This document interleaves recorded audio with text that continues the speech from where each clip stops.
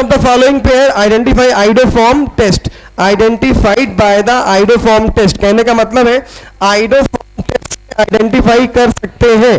तो देखो पहला वाला जो है ये OH है भैया, ये OH, इतना बताते चलना। ये जो है आइडोफॉर्म टेस्ट देगा नहीं देगा? ये वाला दोनों देंगे। अगर दोनों देंगे तो क्या आइडोफॉर्म टेस्ट से डिस्टिंग्विश कर सकते हैं? नहीं कर सकते। पूछ क्या रहा है, which of the following care can be identify the iodoform test, इसको आइडेंटिफाई नहीं कर सकते। चलो इधर देखते हैं, CH3 CO CH3 CH3 CHOH, कुछ मिस्टेक है यहाँ पे, शायद CH3 होगा मेरे हिसाब से, पता नहीं क्या होगा, कुछ मिसप्रिंट है। तो अगर ये ऐसा है, अगर ये ऐसा है तो ये दोनों भी आइडोफॉर्म टेस्ट 100% देंगे, तो इनको भी आप डिस्टिंग्विश कर नहीं सकते हो। ठीक है, ये तीसरा वाले की अगर बात करें, CH3 COO CH3 and CH3OH, बताओ ये वाला आइडोफॉर्म टेस्ट देगा या नहीं देगा? देगा, देगा पक्का 100%। अच्छा, ये वाला देगा कि नहीं देगा? नहीं देगा। ये वाला देगा, ये वाला देगा, ये वाला, अच्छा ये देखो ना CH3 देता नहीं है वैसे, क्योंकि ये ना तो एल्डिहाइड है ना तो कीटोन है, लेकिन माइल्ड देता है क्योंकि CO के बगल में क्या होता है? CH3। तो CO के बगल में CH3 यहां भी है, CO के बगल में CH3 यहां भी है, CO के बगल में CH3 यहां भी है। इन दोनों को डिस्टिंग्विश कर नहीं सकते हो, लेकिन इन दोनों को कर सकते हो। तो आंसर क्या बोल रहे? Can be identify. तो कौन कर सकते हो? C। आंसर क्या हो सकता है? C। वैसे आंसर C एग्जैक्ट सही नहीं है, क्योंकि पास ये भी नहीं करेगा, क्योंकि कार्बोक्सिलिक एसिड का डेरिवेटिव है। लेकिन कंपेयर आंसर क्या बोलोगे? C is the right answer. Question number 80 का आंसर देखो जरा क्या है। ऑर्थोजाइलिन HNO3 HNO3 और फिनॉल से सल्फोनेशन करा रहा है। तो पहले तो बनाओ ऑर्थोजाइलिन है क्या? बेंजीन रिंग पे अगल बगल 2 CH3 का होना। अब इसका कराओ नाइट्रेशन, उसके बाद कराओ फिनॉल से रिएक्शन, मतलब सल्फोनेशन। चलो भैया बनाओ फटाफट, आंसर बोलना नहीं, बनाओ फटाफट। रफ कॉपी में बना के देखो एक बार, उसके बाद बता रहे हैं। पहले रफ कॉपी में बनाओ इसको, उसके बाद बता रहे हैं। यदि यहाँ पे थोड़ी सी हीट है, ये मिसप्रिंट है, ये थोड़ा सा हीट लिख लेना। ऐसा डेल्टा बना हुआ है, HNO3 supported by delta, heating दिखा रहा है। अब किसी का आंसर आया हो तो बता दे। हाँ भैया ध्यान देना जरा, पहले तो हमें ये बताना HNO3, क्या आपने बेंजीन का नाइट्रेशन, क्या आपने टॉल्विन का नाइट्रेशन, क्या आपने फिनॉल का नाइट्रेशन, क्या आपने एनिलीन का नाइट्रेशन, क्या आपने बेंजीन के किसी भी डेरिवेटिव का नाइट्रेशन H2SO4 के बिना देखा?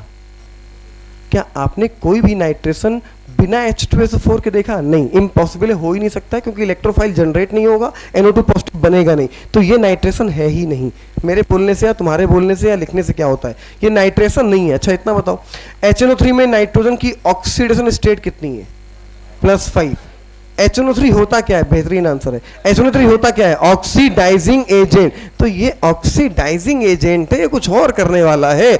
ऑक्सीडाइजिंग एजेंट की अगर बात करें तो याद करना, एक बात हमने याद दिलाई थी कि कोई भी ऑक्सीडाइजिंग एजेंट अगर एल्किल बेंजीन से रिएक्ट करे तो उसका काम होता है बेंजीन रिंग से एल्किल को हटाकर COOH लगाना। तो यहां से एल्किल को हटा के क्या लगाएगा? COH। यहां से एल्किल को हटा के क्या लगाएगा? COH। तो ये बन जाएगा COOH अगल बगल, और अगल बगल COOH आने का मतलब है थैलिक एसिड, और हीट करने पे थैलिक एनहाइड्राइड, थैलिक एनहाइड्राइड की मुलाकात फिनॉल से फिनोप्थिलीन, क्या बन जाएगा? फिनोप्थिलीन। आंसर क्या बनेगा? C। कैसे बन जाएगा तो दिखा देते हैं, आपको याद हो, ये इसको हीट करोगे बे तो ये वाटर निकल जाएगा, और वाटर निकलने के बाद ये कुछ ऐसा बना देगा, ये C ये डबल बॉन्डो, ये C ये डबल बॉन्डो, और एक ऑक्सीजन, ये इससे रिएक्ट करेगा 2 मोल फिनॉल। 1 मोल फिनॉल इधर बना लो,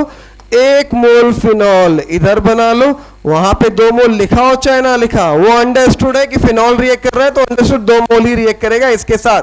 तो ये वाटर निकल जाएगा, एक मोल वाटर ये निकल जाएगा, एक बॉन्ड ये जुड़ेगा, एक बॉन्ड ये जुड़ेगा। रिएक्शन का नाम है थैलिन रिएक्शन, प्रोडक्ट बनेगा फिनोप्थिलीन, आंसर बनेगा C. C part is right answer. Question number 80 के बाद क्वेश्चन नंबर ये वाला, इसका ये इस क्वेश्चन का ये वाला पार्ट बेहतरीन था, ये एक्स वाला। आगे तो आसान है, आगे तो नेम रिएक्शन है यार। ये वाला पार्ट दिमाग में रखना, ये वाला पार्ट जब HNO3 अकेले लिया हो तो दिमाग में रखना, अकेला HNO3 नाइट्रेशन नहीं करता, क्या करता है? ऑक्सीडेशन, ऑक्सीडाइजिंग एजेंट की तरह वर्क करता है। Question number 81, an organic compound X treatment with the acidified K2Cl2 give the Y, I2 and NaOH। Underline मारो, I2 और सोडियम कार्बोनेट पे ट्राईएडोमीथेन, इसका मतलब आइडोफॉर्म टेस्ट दे रहा है। तो तुम्हें इनमें से ऐसा ढूंढना है जो इससे रिएक्ट करने के बाद, बोला कंपाउंड एक्स से रिएक्ट कर रहा है, इससे रिएक्ट कर रहा है इससे, और कंपाउंड वाई बना रहा है, और ये वाई जो है आइडोफॉर्म टेस्ट दे रहा है। एक काम करो, एक्स को लो जरा, इसकी जगह लोगे, एक्स को ऑक्सीडाइज कराओगे तो ये क्या बना देगा? एसीटोन। और एसीटोन में अगर ये कराओगे तो आइडोफॉर्म बनेगा, और आइडोफॉर्म बनने के साथ साथ ये बनाएगा 2 कार्बन का एसिड। 2 कार्बन का एसिड मतलब क्या होता है? CH3COOH। तो कौन सा कंपाउंड हुआ?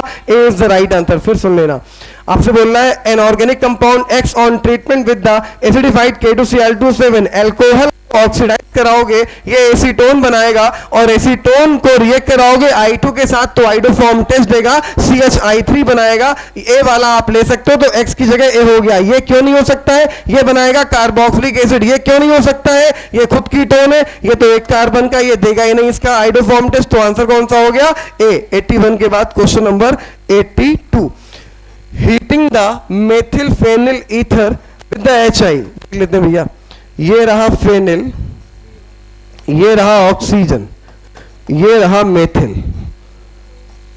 रट्टा मत मारना भैया, ध्यान देना। पहले में ये बताना, ये फेनिल, ये मेथिल, हमें ये बताना ये वाला जो बॉन्ड है ये डबल बॉन्ड वाले कार्बन से जुड़ा है या नहीं जुड़ा है?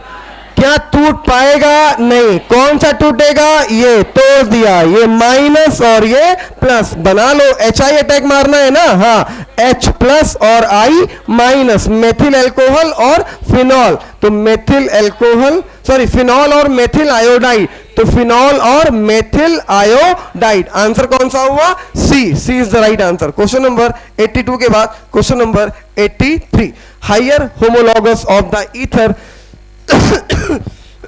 can be prepared by the, अबे बेकार है, Grignard reagent। Question number 84, ozonolysis कराओगे, उसके बाद, सॉरी ओजोनोलिसिस नहीं है, O2 से रिएक्शन है सिल्वर के साथ, क्या बनेगा? इपॉक्साइड। क्या बनेगा? Epoxide.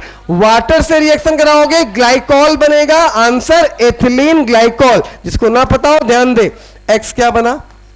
CH2 single bond CH2O। कोई भी एल्कीन अगर O2 से Ag के साथ रिएक्ट करेगा, क्या बनाएगा? इपॉक्साइड। इपॉक्साइड स्टीम, स्टीम होता क्या है भाई? पानी तो होता है ना। तो वाटर से रिएक्ट कराओगे, वाटर के पास क्या? H प्लस और OH माइनस, ये बॉन्ड टूटेगा, यहां माइनस आएगा, यहां प्लस आएगा, माइनस पे अटैक मारेगा, H प्लस, प्लस पे अटैक मारेगा OH माइनस, यहां पे क्या आएगा? CH2OH। ये क्या बनेगा? CH2OH। आंसर क्या बनेगा? Ethylene glycol. 84 के बाद क्वेश्चन नंबर 84 के बाद क्वेश्चन नंबर 85, प्रोडक्ट सी फॉलोइंग रिएक्शन। भैया याद दिलाते हैं ना फटाफट।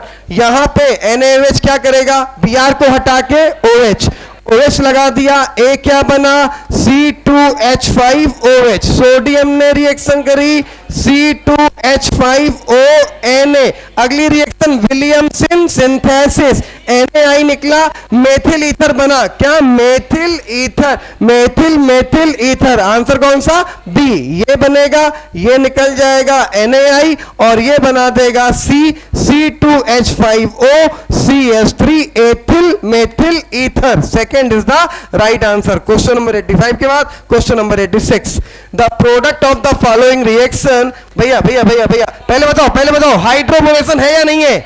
है। OH माइनस अटैक मारेगा, एक पे या दो पे? एक पे या दो पे?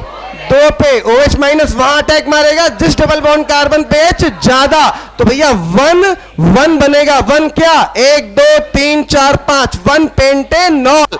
1 pentanol. D is the right answer. काम खत्म। 86 के बाद question number 87। A compound of the formula C4H10 react with the sodium and under the oxidation the कौन सा चलो देख लेते हैं। A compound of the formula C4H10O C4H10O react with the sodium react under the oxidation to give the carbonyl compound. कोई मिला यहां पे आपको कार्बोनिल कंपाउंड, मान लिया X मिला, विच डज नॉट गिव, ये नहीं दे रहा है टॉलेंस रिएजेंट। मतलब एक बात कंफर्म हो गया, ये जो है वो कौन है, कीटोन, क्योंकि एल्डिहाइड तो टॉलेंस रिएजेंट देता है, तो ये कंफर्म हो गया ये कीटोन है। तो ये जो है इसके ऑक्सीडेशन से ये जो बन रहा है वो कौन बन रहा है, कीटोन। तो भैया ये बताओ सेकेंडरी एल्कोहल कीटोन बनाएगा, हाँ बनाएगा। ईथर तो आंसर किसी भी हालत में हो नहीं सकता है। ये एन ब्यूटिल एल्कोहल का अगर कराओगे तो ये एल्डिहाइड बनाएगा और एल्डिहाइड टॉलेंस रीजेंट टेस्ट देगा, तो ये नहीं होगा, ये नहीं होगा। आंसर या तो ए बनेगा, आंसर या तो सी बनेगा। अब ए और सी में से ये बोलो, एल्कोहल लिखा तो आइसोब्यूटिल है, लेकिन ये प्राइमरी होता है सेकेंडरी होता है, प्राइमरी। कैसा होता है, प्राइमरी। सेकेंडरी कौन सा बचा, ये सेकेंडरी एल्कोहल हुआ, ये कीटोन बनाएगा, ये कीटोन बनाएगा। Ketone Tollens reagent test pass नहीं करेगा। आंसर क्या हो गया, फर्स्ट। 87 का फर्स्ट आंसर हो गया। 87 के बाद question number 88। Which of the following undergo the 50% sodium hydroxide corresponding alcohol and acid. अरे यार रिएक्शन का नाम है कैनिजारो रिएक्शन। कौन है, कैनिजारो रिएक्शन। कैनिजारो रिएक्शन वो एल्डिहाइड पास करते हैं जिनके पास अल्फा एच प्रेजेंट नहीं होता है। तो फिनॉल बेंजल्डिहाइड, हाँ बेंजल्डिहाइड हो गया। आंसर क्या हो गया, सेकंड इज राइट आंसर। एक CHO कन्वर्ट होता है CH2OH में, एक CHO कन्वर्ट होता है COOH में, या बोला जाए COONA में या COOK में। क्वेश्चन नंबर 88 के बाद question number 89। During the dehydration of alcohol to alkene heating the corresponding H2SO4। सुन लेना ध्यान से मेरी बात, मुंह बंद सुनना। जब एल्कोहल का डिहाइड्रेशन कराते हैं तो मैकेनिज्म के 3 स्टेप होते हैं।